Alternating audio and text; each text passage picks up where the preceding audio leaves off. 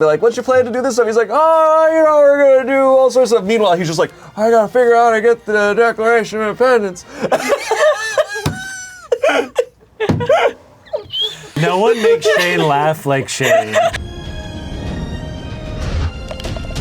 Hey, welcome back to Bored AF. Today, our careers are struggling and we're trying a new path. We are all going to be writers pitching films to each other and seeing if we can get a little funding to it and get the hell out of here. Yeah. Let's go. Eminem. I don't know what you're doing. I'm trying to Are you gonna pitch it? He's setting himself up to pitch. Tell us about your mom's spaghetti. Cramming a man in it. If you would invest in any of our movies, like the video, subscribe. Yeah. Let's get into it. Let's make Shane's gonna pitch his 8 Mile. Pitchstorm is a party card game that puts players in the position of unprepared writers pitching movie ideas to executives. During each round, one player acts as the executive, and everyone else attempts to pitch them movie ideas based on character cards and plot cards.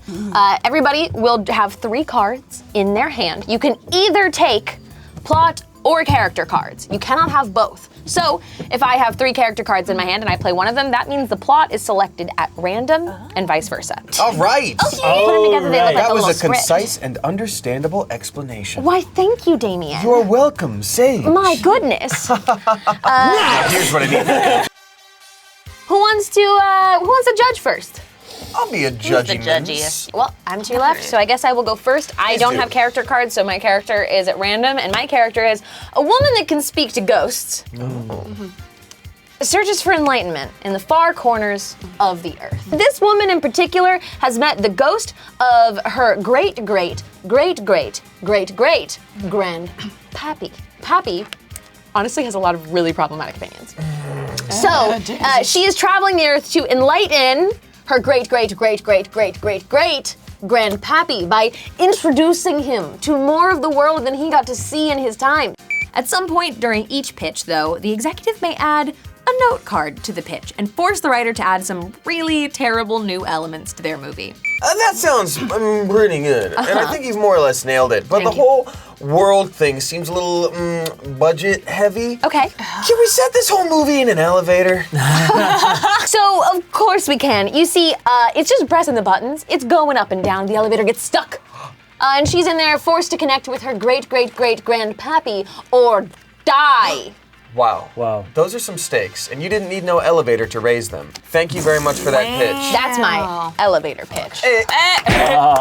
Kimbo Slice. Yeah. All right, the plot of my movie. A genie trapped in a magic lamp plots to escape a retirement home in Florida. Genies, as we know, are old. This genie has decided, let's take it a little easier in life. But this retirement home ain't no normal retirement home. This is a high security retirement home. So it's really tough being stuck in a lamp and also stuck in a high security retirement home. Like Interesting. Cocoon. Yeah. Exactly like Gutenberg's Yes, Cocoon. absolutely. So far, we only got 2 locations. Inside the magic lamp, inside an International Space Station. Nope, that was the reveal. Inside... Crazy thought. Let's set this whole thing on the International Space Station. Oh, wow, I wasn't expecting that. I've had a very long morning. Good morning, long morning. Oh man, that's great. Maybe the genie has to use some of its alien friends that also happen to be in this International Space Station to help them escape their retirement home, which is the most exclusive retirement home because it is in the International Space Station as well. Just like Cocoon. It makes sense. It's like Cocoon. So there's everything in this. It's magic, it's whimsy, it's trying to plot a way to escape, it's a bit of a heist, it's all the things that you could possibly imagine. I do prefer when people clear their minds of whimsy, so we'll see how that affects them. No. Shane, if that is your real name. Yeah. What the hell movie did you get? Damon, you're gonna love this. I won't. So get this. The US president, Joe Biden, in an awkward teenage romance. Oh no. Here's how we're doing this. This is a retelling. This is Joseph K. Biden. Joseph Gordon Biden. Joseph Gordon Biden. This is him retelling his teenage romance from his life. Judi Dench will be playing his love interest. They'll be teenagers. Oh, yeah. In high school. Great. And boy, prom is coming up. We gotta figure out what we're doing. This sounds more like Cocoon than the other one. You know, I'm gonna be honest with you. I haven't seen Cocoon. I don't think anyone here has. 100% haven't. What are you talking about? Come on. Hey, come on, folks. This is too coherent. Can we add an invisible talking penguin that only the main character can see? We're gonna go over to the cartoon world part of Mary Poppins. There's the cartoon penguins. We're gonna hire one of them, and we're gonna come on, folks. He's talking to all sorts of cartoon characters that nobody else sees, and it's like his whole whimsical world and how he interprets. All right. Nice. Ethan Crank Gameplays, if that is your real name. Yep, that's me. So, a dysfunctional family on a road trip fights to save a rare and mysterious animal from poachers. Are you familiar with the movie Alien? I thought you were about to say Cocoon. This has nothing to do with Cocoon, but it's a great movie. You should see it. All right. So this is the next installment in the Alien series. This is actually a crossover with the Vacation series. Oh. They're bringing back Chevy Chase despite all of his problematic All set. tendencies. The aliens out there and they gotta get to him. Why? Because the alien eggs are really expensive and they need they're gonna sell the eggs Alien for caviar. money. You know, Ian, you're a comedian. You've been doing this comedy thing for quite some time. What? It just sounded funny. You're a comedian. You've been doing this for a while. I think it's a little too funny. Can you try a more serious take? Yes, absolutely. Have you ever seen a DC movie? So you know they take all these great characters and they make them just really unnecessarily dark. Yeah. This is that turn. Great. So Chevy Chase becomes the bad guy. Oh. I thought you were gonna say he dies, and I was about to be like, Ian wins, but you know. He does die. Well, too late. Nah, Sorry, spoiler. 4 solid pitches. I gotta give it to Joe Byron. Yeah, of course. Shane. Yeah. Joe Byron. Absolutely. Yeah. We're making your Byron movie. Hell yeah. Very good. I'm gonna draw some note cards. All right. Everybody's gonna pitch me a movie. Cool. Okay. Hi, Kimmy. Hi, Sage. Thank you for coming in today. Oh my gosh, boy, I'm excited. Thank you for having me. Of course. I have just the movie for you. An overworked single parent steals a magical treasure from a dangerous witch. Okay. Sarah Michelle Gellar is going to play the overworked single parent, and she's just at her wit's end. And she's got 5 kids. She doesn't know what to do. Horrifying. She's like, I need somebody to help me with all these kids. And she all these discovers kids. a magical treasure from a witch, which happens to be kind of similar to the Harry Potter time turner thing. It allows her that much more time in the day. So she goes on this dangerous quest. This is a fantasy, folks. It's Love a a fantasy. Does she get the treasure? She discovered she didn't need it. She had it in herself all along. Wow. Oh, Do you have a note? Oh, no. I wanted to represent an underserved demographic. Sure. Let's make all of the characters middle-aged white men. Okay. Now that's the Represented kind in of fantasy. brave notes we need in this world. Absolutely. So Daniel Craig will be the overworked single parent in this Okay, scenario. all right, all Yes. right. And the dangerous witch, also, you guessed Of it, course. a middle-aged white man. man. You know who's going to be playing that one? Tell me. It's for sure Jeff Garland. Oh, it's gotta be. You've got a star-studded cast there. What's the title? Parenting. All right, Shane. So glad you were willing to meet with me today. Yeah, thanks for coming in. Can't wait to hear about your film. So, interior, Washington, D.C. A young politician, Joe Biden, with dreams of saving the world, tries to steal the Declaration of Independence, which is deeply funny. way. He only became president to steal the Declaration of Independence. God. So that's why when they're like, what's your plan to do this stuff? He's like, we're gonna do all sorts of stuff. Meanwhile, he's just like, I gotta figure out how to get the Declaration of Independence. No one makes Shane laugh like Shane. I'm just envisioning it. Let's set this during the Civil War. Of course. Well, that's when it takes place. Cool. That's around the first time I believe Joe Biden first ran for president. Yeah. So he's going up against a young Teddy Roosevelt. Because he shows up to the Declaration of Independence, not really guarded that well back then. Okay. And understood. who's there but Teddy Roosevelt? And he's like, That's a good fight. fisticuffs. Okay. Going here. Teddy Roosevelt would floor him in He real would. life. Yeah. So we're doing it like What? Alien versus Predator, but it's Biden versus Teddy Roosevelt. Understood. The producer of a trashy reality TV show accidentally becomes the Pope. Whoa. So this is the guy that made Love Island. Okay. Right. Tonight. He's just like walking through Vatican City one day. He bumps into the Pope right when the moon is crossing in front of the sun, and they switch bodies. And now this total degenerate is now the leader of the Roman Catholic Church. In that case, why don't we just set it in biblical times? Okay, great. Yeah, it's in biblical times. You know, reality TV, they just called that walking out on your doorstep. Welcome back to Judas of Love. This is the person playing the Pope. Carrot Top. Whoa! Oh! Yeah. I guess he's Wow. prop or fit. All right, that was Thank a good you. one. Thanks. Damien. Thank you for having me today. And may I just say what my pitch is? An amateur metal band struggling to find a gig discovers the secret world of modern wizards. Yeah. Carnival, the newest, hottest band, full of the awesomest 20-year-olds you ever seen. They're like, we're gonna skip college today and go to this gig that we have. Wait a minute, I can't find where the gig is. Well, the Google map says it's supposed to be behind this wall, but there's just a wall there. And then someone goes like, we're never gonna find it. They lean and they go, whoa, and she sort of starts to slip in. It's the one address in Boise that leads to the secret world of modern wizards. Gandalf goes like, hey, you guys must be the new cool metal band. And a one, and a two, and they shred so hard. And then Merlin turns around, and we're talking Sword in the Stone Merlin. He looks to Gandalf and he goes, you know what? You're in. And then Gandalf goes, did you just say you're in? And then they fight. What if this whole thing took place at a paper supply company? I'm glad you did. And so instead of Gandalf, it's the Paper Mage.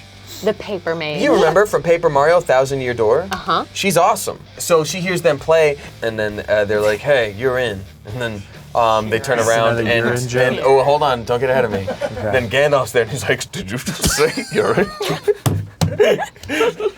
Anyway, it ends it's a meteor. The whole dinosaur situation happens again, and everyone's dead. It's Joe Biden again. You didn't give me. Let me give you the title. What's it called, Damien? You're a in. master.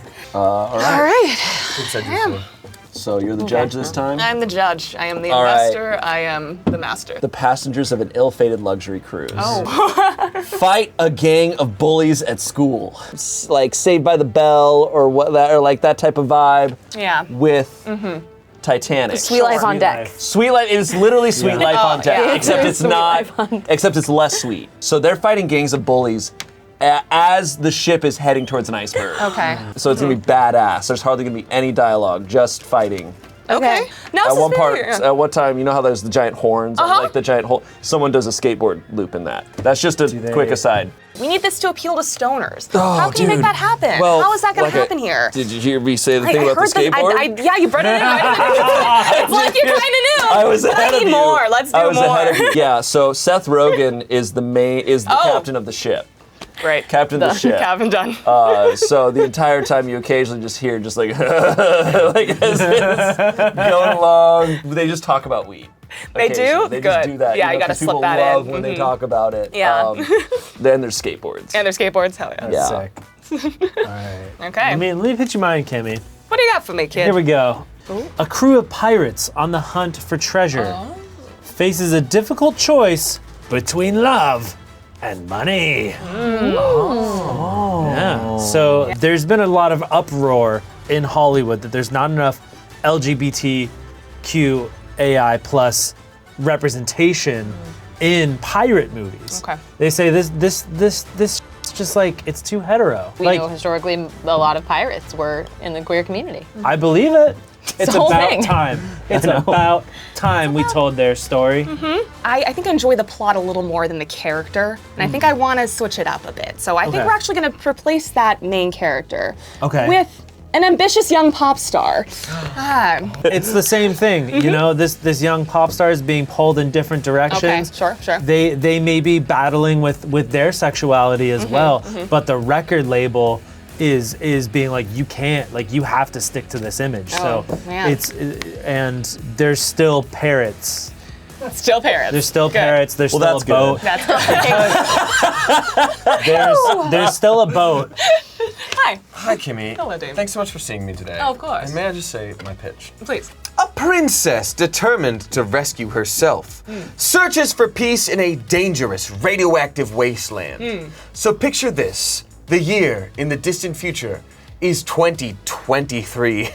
Everything is all absolutely effed. There is one princess who remains as a symbol of peace in the world. She is the one who was prophesied to return and bring the world out of its decrepit decay and all that such.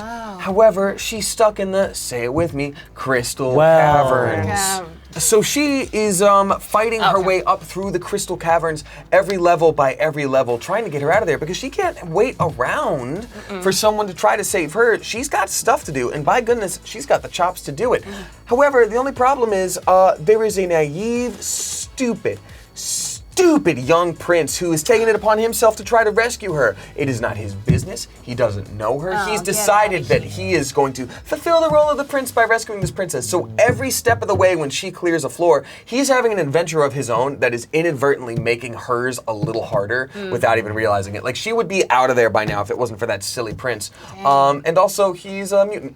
A mutant. He's a radioactive wasteland. Wow. I think I want more action in this. I think I want a little bit more pizzazz. So if you could please incorporate a crazy helicopter chase right at the beginning of the movie with this princess. Okay. Absolutely. So, and it's not going to happen the way you're thinking of it. Oh, So, crystal caverns, former entrances and exits get sealed up by these crystals that have repeating molecular structure. It's just so strong you can't push it, you can't stop. no. What she does find is a helicopter, and the rotor will work. However, it does not have enough strength to get off the ground. What it does have enough strength to do is really whack a crystal.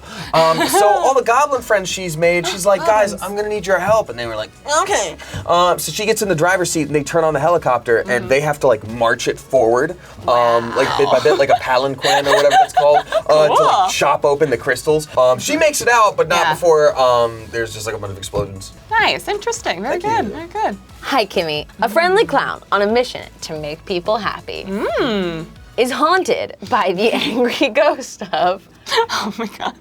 a mad scientist conducting a world-changing experiment in a children's hospital. Oh my God! Okay, picture this: mad scientist experimenting on sick children. Oh. It's real. The only person who knows that this was happening is the friendly clown who can see the ghost. What if this main character, this mad scientist, was just adopted by a sinister millionaire? Right, the scientist was. Yep. Understood. Not any of the children. No, it makes In sense. this- It's in not this- just the last note card. It makes sense. So actually, the mad scientist is operating under the word of a sinister millionaire, which explains why he's evil. It does. He's really under the dime of big toothpaste. Wow. Oh no. Wow. These were all really fantastic pitches. Thank you, Kimmy. I really do Thanks, like Kimmy. them all. I think the one I have to go with in particular is because I love a good female protagonist, and I love a lot of action. And kid, you gave me those. You gave me all that. Okay. A sad orphan looking for a new family fights in bloody gladiator death matches. That's awesome. So really, like, you know what they say, family are the fighters you choose. That's right. So he's actually, they didn't know this before, but he was the orphan son of Emperor Nero. What? Yeah, the crazy one. Crazy. One of the Robert crazy- De Niro? Yeah. No. This little kid wanders, he's just looking for food, and they're like, You there! Yeah. Fight! Yeah.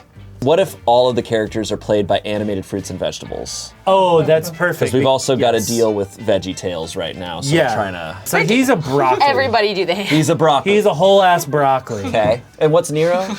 Definitely a cauliflower. Got it. And it's a musical because they're fruit. You also can't have musical. animated fruit without a musical aspect to it. Yeah, So of he's course. like, oh, I'm slicing and dicing and praying to Christ and Nice. yeah. That was really good. Yeah. Beautiful. Love it. Thank you so much, Ian. All right, next. A pair of stoners that just ran out of weed is held hostage at a karaoke bar run by mobsters. What? Oh, these two guys, they're so chill. They've been smoking weed all day, every day Tight. for a long time. That's They're supposed to awesome. get jobs and have friends, but they forgot because they've been doing too much weed. That's sick. Their names are Gerald and Cum Cum. So Gerald turns to Cum Cum and says, hey man, hand me an eighth of that crazy unicorn blood strain. And they say, don't worry, I'll get it right here. I think we're out. So they're out of weed, right? No, what? All of a sudden we hear a knock at the door. It's Large Tony. And he's like, I'm here to collect all of the money you owe me for the unicorn blood strain. Before you keep going, because I want to give this note now. We really want more plot twists here, like one every 10 minutes at least. All right. Large Tony says you better sing me Journey song. Gerald and Cum Cum says, don't you get it, you fool? We've been Journey this whole time. They take off masks. The entire band of Journey is there. What are the names It of the was, Journey band members? Randy. Randy. You know Or it's Randy a nickname. Yeah. from American Idol? He's the bassist for Journey. I'm not kidding. Randy He was- Jackson. Everybody at home, look it up right now. Randy Jackson was a guitarist for Journey. Wow. That's- Fact. All y'all owes me $6. But here's the twist, though. They say, Randy Jackson goes, I'm not gonna be able to sing without no Yu-Gi-Oh cards. And then Big Tony says, I'm actually Little Tony now, and he's just a little guy. But then What he happened says, to Large Tony? He's little now. He's Little Tony, that's the Please, twist. Sage, try to keep up. He's like, I think you've sung your last dance. And he's about to shoot them, but all of a sudden, Dark Magician flies out. And then Gerald and Cum Cum holds on each card, and they're like, wow, I bet I can make them kith. They do. The real Yu-Gi-Oh pops out. They all get banished to the Shadow Realm. It's called Gerald and Cum Cum Go to the Shadow Realm. All right, Sage. I have for you a heartwarming tale. Great. A little girl and her dog attempts to rescue hostages from a skyscraper. Hell yeah. Hell yeah. She's lived her whole life, all 8 years of it, on this farm. But Yep. today, she's venturing out into the big city because she's the only one that can help in this hostage situation. They're on the loudspeaker down there with the polices. Yeah. And they're saying, we need you to let the hostages go, please, bro. I will only come out of this building and let all of these hostages go if you can bring me the person on this planet with the truest of heart. Before you keep going, I want to make this a musical. I will only with the truest of heart. You just Yeah, take it's all the that high lines, you just made him register. sing them. Yeah, so Lil Rene arrives. He looks down out of the skyscraper and they offer to connect in song. He great. leans out of it and then he falls to his death out the window. No. Tragically in Awesome. front of the small child. As he's singing, just like, ah! Yeah, exactly. Okay, Kimmy, go ahead. Okay. Okay. It's this, buddy. Clumsy but lovable waitress protecting the world's last unicorn from an evil cosmetics company. We have Chloe Grace Moretz to play said waitress. Love her. And she's going to get into evil cosmetics companies have been using all the goddamn unicorns to test things that they need to be what's saved. the name of the brand? The brand? Yeah. Not Mac. It's not Mac, Yep. Mac. Everything's being controlled by Big Mac. Have to bring down Big Mac. Gotta bring down Big Mac. What if this took place in a post-apocalyptic wasteland? It already does. That's the Wow, thing. I my mean, note is completely because redundant. Exactly. That's the thing. Anyways. Yeah. Why do you think we have unicorns? Did you And even why hear are they her so pitch? valuable? That's the plot, you The Big Mac has been controlling, trying to get all the last unicorns, and this clumsy but lovable waitress, Chloe, needs to go and save all the unicorns in this post-apocalyptic world, and she wants to give them to the less fortunate. Listen, these have all been awesome. It's been 7 days. I gotta go with Die Hard, but with a little girl and her beagle. Hey! Because that's hilarious. Thank you! Thank you so much for watching us play Pitch Storm. It has been so much fun. Congratulations, Shane. Thank you. We're obviously, I'm sure, gonna get picked up for that third Biden film. Third Biden. Make a trilogy the Biden of it. trilogy.